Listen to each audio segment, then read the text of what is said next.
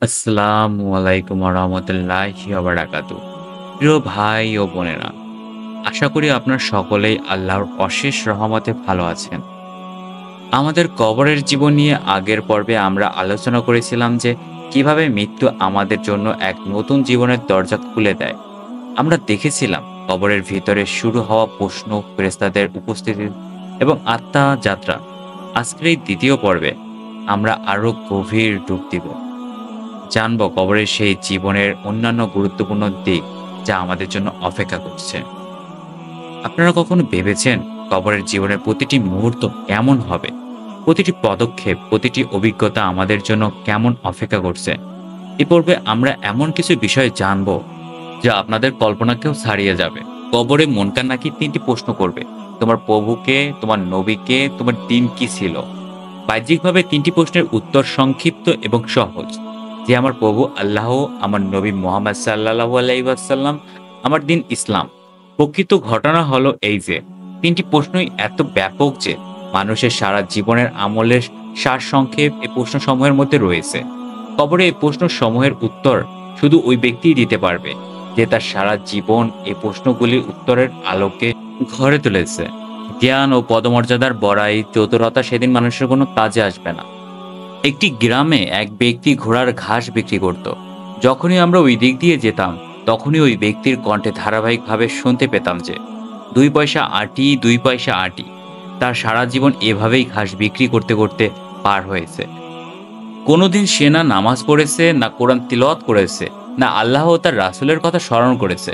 যখন সে মৃত্যুশয্যায় সজ্জিত হলো, তখন তার আত্মীয়-স্বজনরা তার পাশে বসে লা ইলাহা ইল্লাল্লাহু পড়তে শুরু করলো, যাতে তার মুখেও এ কালেমা জারি হয়। কিন্তু আফসোস, মৃত্যুর সময়ও তার মুখ থেকে ওই কথাগুলি বের হতে থাকলো, যা সে তার সারা জীবন বলতেছিল, ২ পয়সা আটি, ২ পয়সা আটি। আর একথা বলতে বলতেই সে শেষ নিঃশ্বাস ত্যাগ করল। মূলত মৃত্যুর সময় মানুষের সারা জীবনের আমলের আলোকে তার মৃত্যু হয়ে থাকে।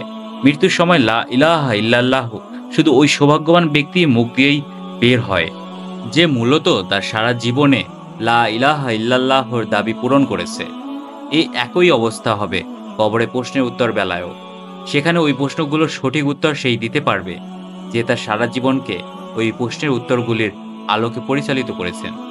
তোমার প্রভুকে, এর উত্তরে আমি সাক্ষ্য দিচ্ছি যে আল্লাহ ব্যতীত সত্য কোনো মাবুদ নেই। তা ওই ব্যক্তি বলতে পারবে যে প্রকৃত অর্থে আল্লাহকে তার প্রভু হিসেবে মেনেছে, যে শুধু এক আল্লাহর সাথেই সম্পর্ক রেখেছে, এক আল্লাহকেই দাতা ও চাহিদা পূরণকারী হিসেবে বিশ্বাস করেছে, এক আল্লাহকেই সমস্যা দূরকারী হিসেবে বিশ্বাস করেছে, এক আল্লাহকেই ভাগ্য নির্ধারক ও জীবন ও মরণের মালিক হিসেবে জেনেছে, তারই নামে নজর নেওয়াজ করেছে, তারই নামে মান্যত মেনেছে, তারই নামে নামাজ আদায় করেছে, রোজা রেখেছে, দান খয়রাত করেছে, শুধু তারই নামে ভয় অন্তরে রেখেছে। কিন্তু যে আল্লাহর সাথে অন্যকে ও ভাগ্য নির্ধারক, জীবন মরণের মালিক বলে মনে করেছে, আল্লাহর সাথে অন্য কাউকে দাতা, চাহিদা পূরণকারী বলে মনে করেছে, অন্য কাউকে সমস্যা দূরকারী হিসেবে মেনেছে, অন্যের নামে নজর নেওয়াজ করেছে, অন্যের নামে মান্যত মেনেছে, আল্লাহর সাথে অন্যের নামে ও নামাজ পড়েছে, অন্যের নামে দান খয়রাত করেছে, এমন ব্যক্তির জবানে মৃত্যুর সময় কি করে লা ইলাহা ইল্লাল্লাহু আসবে? এই একই অবস্থা হবে দ্বিতীয় প্রশ্নের ব্যাপারেও, যে তোমার নবীকে। শুনে তো মনে হয় যে উত্তর অনেক সহজ ও সংক্ষেপ, যে আমি সাক্ষ্য দিচ্ছি মোহাম্মদ সাল্লাল্লাহু আলাইহি ওয়াসাল্লাম আল্লাহর বান্দা ও তার রাসূল। কিন্তু এই সহজ প্রশ্নের উত্তর মানুষের সারা জীবনের আমলের সাথে সম্পৃক্ত। যে ব্যক্তি নামাজ, রোজা, দান খয়রাত থেকে নিয়ে ওঠা বসা, সোজা জায়গা, খানা-পিনা, ব্যবসায়ী লেনদেন, বিয়ে শাদী, জীবন মরণ সকল বিষয়ে শুধু রাসূল সাল্লাল্লাহু আলাইহি ওয়াসাল্লামের তারিক্কা অনুযায়ী চলেছে, তাকেই শুধু পথ প্রদর্শক হিসেবে মেনেছে, তাকেই শুধু নিজের ঈমান মেনেছে, তাকেই শুধু আদর্শ হিসেবে গ্রহণ করেছে, তাকে স্বীয় পিতা, মাতা, পরিবার পরিজন সহ অন্যান্য সকলের চেয়ে অধিক মোবারক করেছে, তারই জবানে এই প্রশ্নের সঠিক উত্তর আসবে।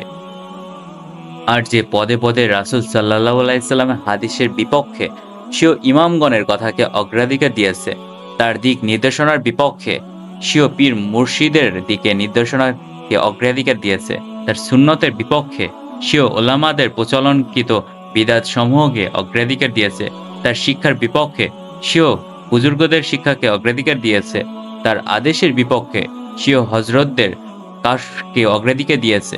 রাসূল সাল্লাল্লাহু আলাইহি সাল্লামের বিপক্ষে অন্যান্য দলিল বা রাজনৈতিক ব্যক্তিবর্গকে অধিক মোবারক বা বিশ্বাস করেছে। তাদের জবানে এই প্রশ্নের সঠিক উত্তর কি আসবে? তৃতীয় প্রশ্ন, দিনের ব্যাপারও যে তোমার দিন কি ছিল? উল্লেখ্য যে আরবি ভাষায় দিন শব্দটি ব্যাপক অর্থবোধক। মানুষ যে পদ্ধতি অবলম্বনে জীবনযাপন করে তাকে তার দিন বলা হয়। অতএব যে তার সারা জীবন ইসলামী ভাবধারা অনুযায়ী যাপন করেছে, ইসলামী আদব অনুযায়ী জীবন চালিয়েছে, ইসলামী রীতিনীতিকে জীবন চালিয়েছে, ইসলামী বিধিবিধান মেনে চলেছে, ইসলামী নিদর্শন সমূহকে সম্মান করেছে, তার মুখ দিয়ে সঠিক উত্তর বের হবে। কিন্তু যে ইহুদি নাসারা হিন্দুদের রীতিনীতি সংস্কৃতি পালন করেছে, তাদের পোশাক তাদের অভ্যাসকে নিজের পোশাক ও অভ্যাসে পরিণত করেছে, তাদের আচার আচরণকে নিজের আচার আচরণে পরিণত করেছে, তাদের সংস্কৃতিকে পছন্দ করেছে, তাদের নিদর্শন সমূহকে মহাব্বত করেছে, তাদের রাজনৈতিক দলীয় সামাজিক সাহিত্যকে ব্যক্তিবর্গকে মোবারক করেছে, তাদের আইন কানুন মেনে চলেছে, তাদের মুখ দিয়ে কি করে বের হবে যে আমার দিন ইসলাম? পরীক্ষা বড় হোক আর ছোট হোক, তার স্বভাবই হলো এই যে পরীক্ষার্থীর মনের মধ্যে চিন্তা ঢুকিয়ে দেয়া। তাই অধিকাংশ মানুষ পরীক্ষার পূর্বেই চিন্তিত থাকে। যে ব্যক্তি পরীক্ষার প্রস্তুতি ব্যতীত হলে আসে তার কথা তো বাদই, বরং যে ব্যক্তি সারা বছর ব্যাপী প্রস্তুতি নিয়েছে সেও মাঝে মধ্যে এত চিন্তিত হয়ে যায়, যার ফলে ভালো করে মুখস্থ করা উত্তরও ভুলে যায়। অথচ পৃথিবীর এই পরীক্ষায় ফেল করার ভয় ব্যতীত আর কোনো ভয় নেই। গভীরভাবে চিন্তা করে দেখুন, কবরের অন্ধকার, একাকিত্ব, মানুষ নয় এমন সৃষ্টি, হাতে লোহার হাতুড়ি, জীবনের প্রথম এমন পরিস্থিতির সম্মুখীন হওয়া, ফেল হলে শাস্তির ভয়, সেখানে না পাওয়া যাবে কোনো মুক্তিদাতা, না থাকবে পালানোর মতো কোনো স্থান।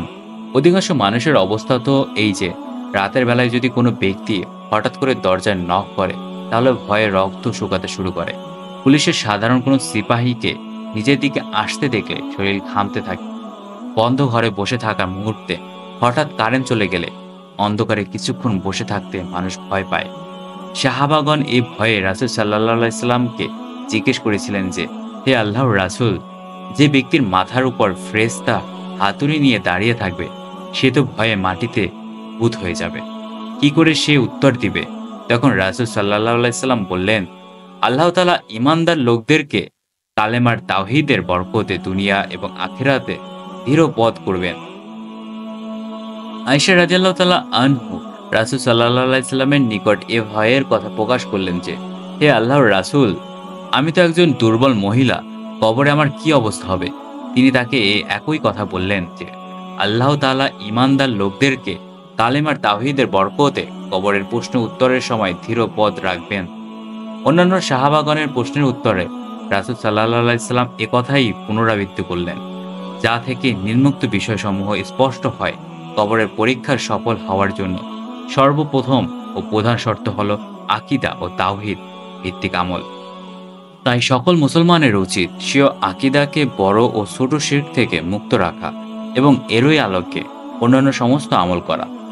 রাসূল সাল্লাল্লাহু আলাইহি সাল্লামের দিক নির্দেশনা থেকে একথা স্পষ্ট হয় যে আকীদা ও তাওহীদ ভিত্তিক আমল হওয়া সত্ত্বেও কবরের পরীক্ষায় দৃঢ় পথ থাকা শুধু আল্লাহর দয়া ও অনুগ্রহের মাধ্যমেই সম্ভব। তাই স্বীয় আকীদা ও আমল শুদ্ধ করার পর আল্লাহর নিকট তার অনুগ্রহ প্রাপ্তির জন্যও দোয়া করতে হবে। হে আমাদের প্রতিপালক, আমরা নিজেদের প্রতি অন্যায় করেছি। আপনি যদি আমাদেরকে ক্ষমা না করেন তবে আমরা ক্ষতিগ্রস্তদের অন্তর্ভুক্ত হয়ে যাব। কবরে উল্লিখিত ৩টি প্রশ্ন ব্যতীত আরও একটি প্রশ্ন করা হবে। এই প্রশ্ন সফল কাম সৌভাগ্যবান এবং ব্যর্থ দুর্ভাগ্যবানদেরকেও করা হবে। সফল কামদেরকে এই ফেরেশতা জিজ্ঞেস করবে, এই প্রশ্নসমূহের উত্তর তুমি কিভাবে জেনেছ? সে বলবে, আমি আল্লাহর কিতাব পড়েছি, তার প্রতি ঈমান এনেছি এবং তা সত্য বলে বিশ্বাস করেছি। ব্যর্থ দুর্ভাগ্যবানদেরকে ফেরেশতাগণ প্রশ্ন করবে যে, তুমি শিখো নাই, জানো নাই, অতএব তার উভয় কানের মাঝে হাতুড়ি দিয়ে আঘাত করা হবে। ফলে সে করুণভাবে কাঁদতে থাকবে।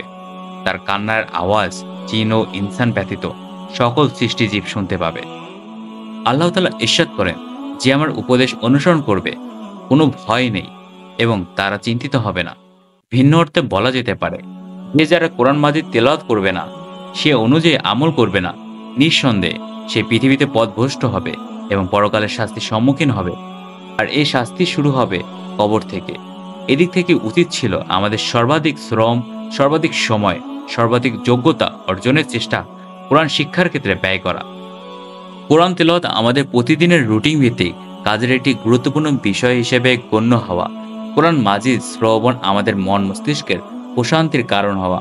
সকাল সন্ধ্যা আমাদের বাসস্থান থেকে সুমধুর কণ্ঠে তার তেলাওয়াত ভেসে আসা।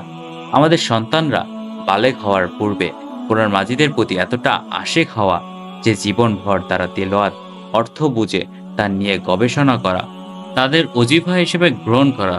কিন্তু আফসোস, আজ সবচেয়ে বেশি অমনোযোগী অবমূল্যায়ন এই কোরআন মাজিদেরই এবং তা প্রতিনিয়ত বৃদ্ধি পাচ্ছে, যা পৃথিবী কবর পরকাল আমাদের সফলতার চাবিকাঠি।